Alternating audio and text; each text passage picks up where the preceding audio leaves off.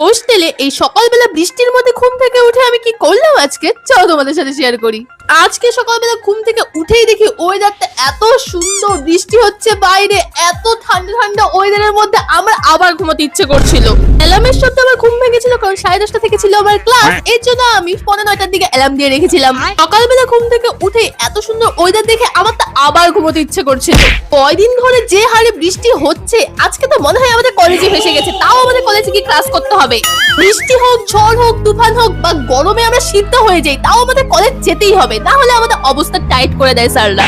Summer vacation তো এবার আমাদের গেলই, তাহলে আমাদের বন্যা ভ্যাকেশন তো এবার দিতেই পারতো, তাই না? যাই হোক, ঘুম থেকে উঠে আর কি এই বৃষ্টি বন্যা দেখতে দেখতে ব্রাশটা করে দিলাম এবং বেলকনিতে গিয়ে দেখি রাস্তাঘাটে পুরো জল জমে গেছে, কিন্তু তাও আমাদের এই বন্যার মধ্যে কলেজ যেতে হবে, এটা ভেবেই আমার কান্না পাচ্ছে। যাই হোক, তোমরা আমার এরকম আজীব করে ব্লগ দেখার জন্য আমার চ্যানেলটাকে তাড়াতাড়ি সাবস্ক্রাইব করে নাও। আজকের জন্য টাটা।